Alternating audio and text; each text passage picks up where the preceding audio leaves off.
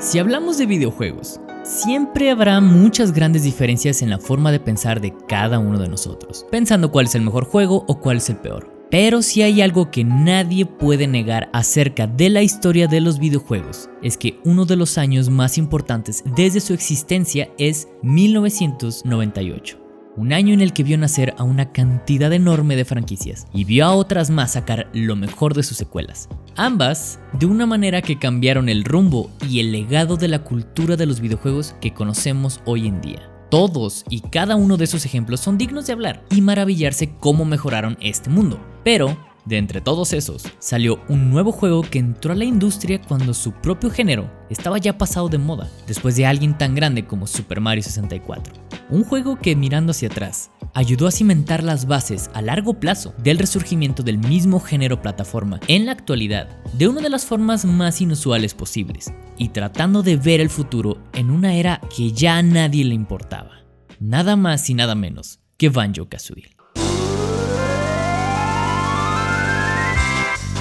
Yo soy Champ y esto es Plano de Juego, una serie de videos para analizar y ayudar a diseñar videojuegos. Si estás interesado en el desarrollo de juegos como una forma de trabajo o como una fuente para conocer más de esta bella industria que tanto nos encanta, suscríbete para esperar de todos los futuros videos.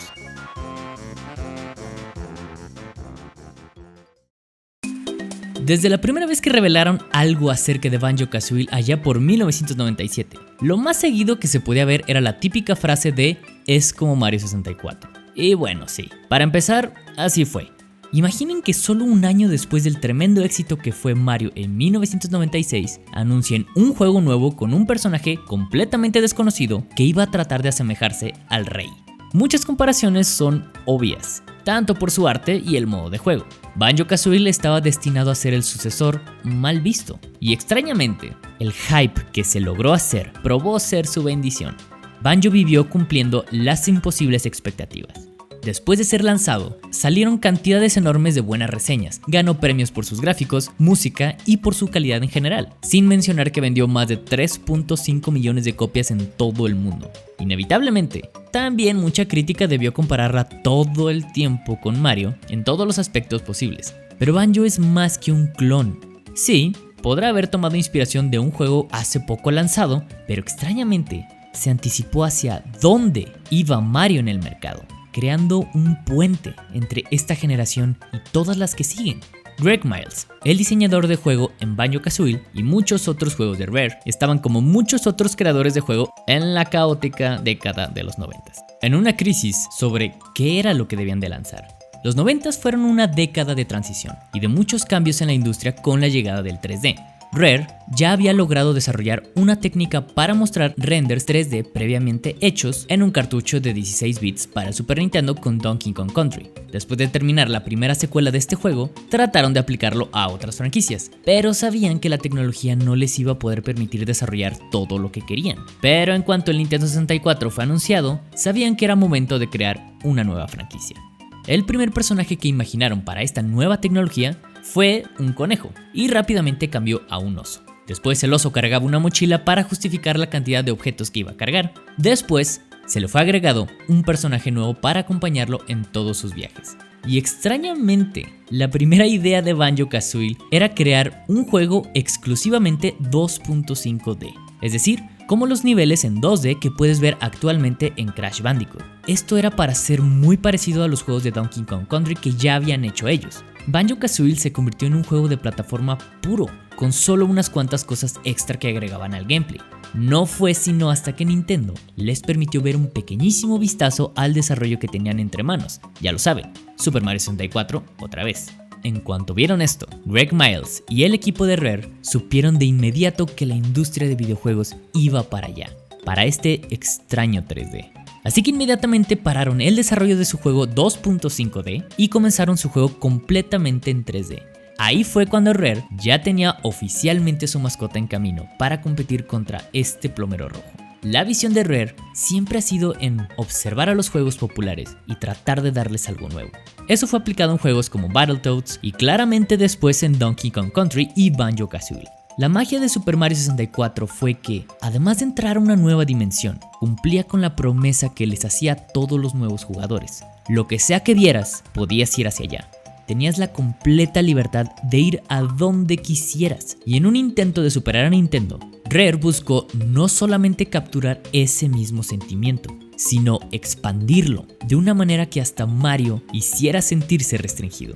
Banjo le exige al jugador a pasar por una serie de niveles, todos unidos por la guarida de Gruntilda, el mundo de ella misma, una malvada bruja que secuestró a la hermana de Banjo. Cada inicio de nivel ofrecen al jugador mejorar sus habilidades de vuelo, escalar, nadar y saltar, creando una más compleja cartera de técnicas para explorar un mapa a diferencia de la progresión de Super Mario 64. Además de vencer a todos los secuaces de Gruntilda y evadir todos los obstáculos, el jugador debe resolver puzzles y explorar todos los rincones para coleccionar las piezas secretas llamadas Jingis y notas musicales para desbloquear nuevos niveles y rescatar obviamente a la hermana de Banjo. A pesar de que Banjo-Kazooie se asemeja demasiado a Mario 64 en los mundos como en los que vemos aquí de hielo, desierto y hasta en una casa fantasma, los mundos tratan de asemejarse un poco más a la realidad, siendo más grandes, detallados y con mejores renders, cosa que siempre Rare trata de hacer con todos sus juegos, y el hecho de que Banjo-Kazooie es considerado de los juegos del Nintendo 64 con mejores gráficas, habla del trabajo pulido que sí se logró. Y a pesar de que Nintendo sí sabía un poco acerca de cómo Banjo-Kazooie iba a ser, la compañía extrañamente nunca se metió en el desarrollo del juego. Rare se mantuvo muy secreto con el desarrollo de sus juegos y casi nunca buscaban la ayuda de compañías externas, aún en una cantidad impresionante de juegos de diferentes géneros y completamente diferentes entre sí, porque, irónicamente, Rare aprendió eso de Nintendo, al ser muy aislados con la competencia y tratar de no compararse, únicamente lo necesario para mejorar.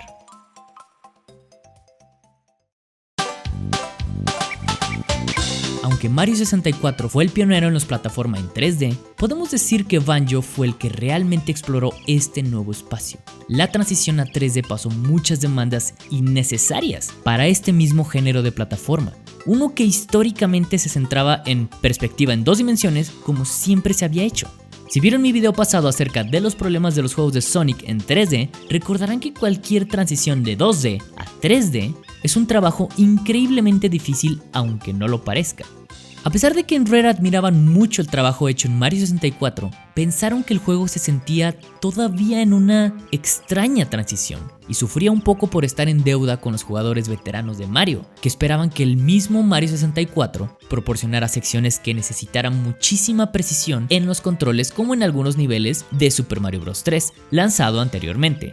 Y esto, como dijimos, porque es difícil pasar de un juego 2D a 3D. Más que replicar un estilo de juego que se juega perfecto en 2D, Rare asumió las posibilidades de crear un mundo mucho más grande en 3D, que bajaba el nivel de exigencia en algunos saltos precisos como era en 2D, un punto muy importante aquí. Rare creía que la verdadera recompensa de los jugadores en un juego de plataforma 3D no era el hacer los saltos tan precisos en un mundo nuevo, sino que la recompensa estaba en el descubrimiento y la exploración como en otros géneros. Este pensamiento fue el que trajo la innovación que años más tarde lo adoptaría Nintendo con futuros juegos. En Mario 64, el jugador recolecta estrellas que están regadas por 15 mundos distintos, cada uno con 7 estrellas. Pero esas estrellas no están distribuidas de una manera que permita al jugador a recolectarlas en un solo juego.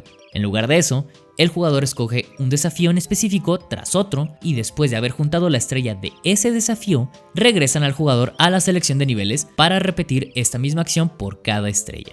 Nintendo estuvo con esta misma fórmula del Nintendo 64 por muchísimos Marios más sin ninguna complicación, y ese estilo de juego es algo mucho más sencillo y más fácil de entender viéndolo de una manera de diseño de juego. Pero el sentido antes mencionado de Banjo es lo que hizo que Rare le diera vuelta a este modo de juego. En Banjo-Kazooie, cuando el jugador recolecta una de las 10 piezas escondidas en cada mundo, el juego continúa sin interrupción. El mismo jugador puede dejar limpio cada nivel sin tener que regresar a la guarida de Gruntilda hasta que realmente esté listo de hacerlo. Y no fue sino hasta 20 años después que Nintendo decidió abandonar su presentación tradicional en recolección con Super Mario Odyssey, siguiendo los pasos que Banjo dejó en 1998. En Mario Odyssey, el juego de Switch amado por la crítica y siendo increíblemente exitoso, el jugador ya no sale del mundo cada que colecciona una luna. Aquí permiten al jugador explorar cada escenario a su verdadero antojo, sin ninguna salida forzada o con nada que arruine el sentimiento de exploración en un mundo de plataforma. Así como Banjo lo hizo antes que él, Mario Odyssey trata más acerca de la exploración que de la coordinación, en algunos casos pues. Y ese no es el único aspecto que este juego parece ser que se lo debe a la visión de Banjo. Una de las habilidades más importantes de Super Mario Odyssey es la mecánica de controlar objetos o criaturas, mucho como el Shaman Mumbo Jumbo transforma a Banjo en todos sus juegos. ¿Coincidencia? En Mario Odyssey, Mario se transforma en algunas de las mismas formas que Banjo ha asumido hace muchos años, incluyendo el tanque o un tiranosaurio Rex. Igual lo digo. ¿Coincidencia? Claro que nadie en Nintendo nunca quiso decir nada al respecto acerca de esta similitud, pero no lo estamos marcando como algo malo. Al contrario, los videojuegos constantemente son influenciados por otros para crear nuevas experiencias que han resultado incluso mejores que las originales. Como dato curioso que logró Banjo también, Rare no solo vio por el innovador diseño de niveles, sino que quisieron seguir innovando con el hardware que usaban, al descubrir que, al quitar un cartucho de Nintendo 64, su batería interna funciona por 7 u 8 segundos, antes de que se apagara completamente. Al saber esto, hicieron un plan para que los objetos que alguien consiguiera en Banjo-Kazooie puedan ser transferidos o simplemente comunicarse entre diferentes cartuchos de los mismos juegos de Rare. Esto se puede hacer con facilidad en muchos otros dispositivos, pero Rare quiso ir mucho más allá en la transferencia de datos en sus propios juegos en una era que ni siquiera había internet comercialmente, en una era que era virtualmente imposible. Estos pasos lograron verse en juegos como Golden Sun, que con la ayuda de otro Game Boy Advance y un cable Link podías transferir tus datos del primer juego al segundo. El estilo de gameplay de Banjo ya no era una gran innovación que digamos. Los juegos de plataforma ya estaban pasando de moda y se nota en el interés de los jugadores desde 1998 hasta finales de los 2000, pues casi no existieron juegos de este género. Y sí, esto en parte ayudó de una manera extraña a Banjo a darse un lugar, porque no tenía competencia. Banjo puede ser frustrante, forza a los jugadores a coleccionar 100 notas en cada nivel en una vida, borrando todo el progreso que llevaban si te quedas sin vida. Esto era muy difícil para algunos y se siente que el juego castiga mucho a los nuevos jugadores que quieren llegar. Muchos desarrolladores piensan que los juegos de plataforma ya no tienen lugar en el mercado, porque dicen que ya no existe una nueva forma de innovar, hablando exclusivamente de este género. Y mientras algunos siguen creyendo eso, juegos como A Hat in Time, hecho por un estudio indie, demostró que todavía existen personas interesadas en jugar este mismo estilo de juego que definió con una sorprendente visión Banjo-Kazooie. A pesar de que A Hat in Time fue lanzado en el mismo año y en el mismo mes que Super Mario Odyssey, un juego que vende simplemente por el puro nombre, A Hat in Time ha pasado más de 1 millón de copias vendidas. Y estamos hablando, como dijimos, de un juego indie. Un juego que estaba deseoso de replicar juegos inspirados en las mejores partes de Banjo-Kazooie. Juegos como Spyro, Medieval y Crash Bandicoot remasterizados, y todas sus ventas hablan acerca de la nostalgia por estos juegos, así como Yooka-Laylee. Hablan acerca de lo mucho que todavía queda por explorar de estos juegos, y por lo que muchos jugadores están dispuestos lentamente a jugar en la actualidad. Banjo-Kazooie le enseñó cómo crear mundos en 3D más fácil en la cabeza de los jugadores, y refleja un cambio en la filosofía en 1998, al dar al jugador herramientas para crear su propia diversión, en lugar de que te digan qué es lo que debería ser divertido. Probablemente Banjo no es exactamente lo que necesitamos en los videojuegos actualmente, tal vez en unos años más, pero hace más de 20 años reafirmó qué era lo que nos hacía querer jugar en primer lugar. El legado de sus aventuras perdura y sigue siendo una parte del presente y el futuro del extraño género de juegos de plataforma. De un futuro que parece ser que va por buen camino, por fin, después de muchos años de estar olvidado. Muchas gracias a todos por llegar hasta aquí.